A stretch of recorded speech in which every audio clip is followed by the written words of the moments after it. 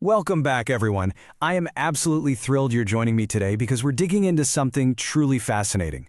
Today's explainer is a deep dive into a cultural phenomenon that might literally shift how you view emotional control. Whether you're a parent or honestly just a human trying to navigate a very noisy world, this is for you. We're unpacking the Japanese enough rule, mastering emotional resilience. Let me ask you a question. Have you ever noticed how some kids can walk right through a massive toy store, stare at dozens of things they desperately want, and yet stay perfectly calm when their parents say no? Meanwhile, other kids, and let's be real, plenty of adults too, completely melt down over the smallest disappointment. Which brings us to a very real mystery. Why do Japanese children rarely throw tantrums? Now stop right there, because I know exactly what you might be thinking. This isn't about strict iron-fisted discipline. Actually, scratch that. It's rooted in a completely different foundational idea of what happiness even is. Okay, let's dive into this. Section 1, the trap of overstimulation. Think about the environment we live in right now. It's go, go, go. More toys, more snacks, more screens, more choices flying at us at absolute light speed. We are constantly bombarded with rewards from the second we wake up to the moment we finally close our eyes. Modern parenting often defaults to this constant stimulation, and without even realizing it, we begin associating our actual happiness with constant consumption. But let's contrast that with the Japanese approach. Simpler environments, smaller, much more intentional meals, a deep, daily awareness of the space around you. It's a stark contrast, really emphasizing beautiful restraint over just this endless cycle of consuming. And here's exactly why that constant consumption becomes a massive psychological trap. Psychologists call it low frustration tolerance. Basically, it's that intense emotional overwhelm that hits the exact moment reality doesn't match your desire. When a brain is wired to expect instant satisfaction, instant more, the inability to get it leads to a huge emotional struggle just to recover. The brain literally forgets how to handle the word no. Let's move to and see how this builds in Section 2. Chisoku and the concept of enough. This brings us to the core philosophical solution to our modern overstimulated problem. Chisoku is wonderfully simple, but honestly, unbelievably profound. It's the practice of knowing what is enough and intentionally avoiding the emotional instability that comes from constantly chasing more.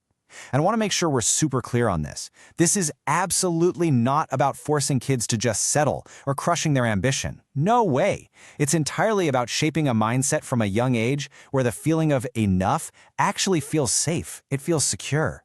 So how exactly do you teach a concept like that? Well, you don't sit a toddler down for a philosophy seminar, right? Instead, it happens through daily, quiet practices. Japanese children absorb this philosophy indirectly through their intentionally simple environments. Their bedrooms are naturally less overloaded with plastic toys. Their meals are smaller and much more intentional.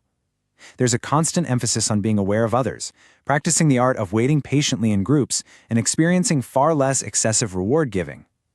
They literally breathe this philosophy in just by living in their environment. Section 3, the neuroscience of calm and breaking down the emotional meltdown. To really grasp why this works so effectively, we need to look at the biology. Public tantrums are not just bad behavior, they're pure biological nervous system overload. It's what we call the escalation trap. Step 1, the child wants something, doesn't get it, and screams. Step 2, the parent immediately becomes anxious, stressed, or maybe a little embarrassed. Step 3, that energy escalates as the parent frantically tries to negotiate or fix the problem. Step 4, total emotional flooding. Everyone's nervous system is hijacked. And this brilliantly illustrates how what started as a simple disappointment spirals into an absolute, unmanageable crisis. Let's contrast how this conflict is actually handled. In many Western households, the conflict instantly becomes an escalated negotiation where emotions just feed off emotions. But in the Japanese conflict model, the parent prioritizes calm, steady emotional modeling. They don't jump into a frantic negotiation. They stay completely emotionally steady. Not cold, not detached, just steady. And this is vital because of how our brains work. Children actually co-regulate their emotions through the nervous systems of the adults standing right in front of them. Which leads to arguably the most important lesson a developing brain can learn. This feeling is uncomfortable but survivable. When adults don't panic during every small frustration, the child's brain slowly learns this absolutely crucial lesson. Discomfort isn't a life or death emergency. It's just a feeling, and you will definitely survive it. Section 4, building stability, specifically focusing on independence and competence. Now, what's really interesting about this slide is how early these independence tasks begin in Japanese culture and the massive psychological benefits they create. It is entirely common to see very young children walking short distances completely on their own. They help serve meals. They actively clean their own classrooms. They meticulously organize their belongings. On the surface, these just look like chores, but psychologically, they are building something absolutely critical: competence. Let's connect the dots for why that matters so much. Responsibility creates internal stability. Think about it. So many tantrums actually stem from a profound feeling of powerlessness.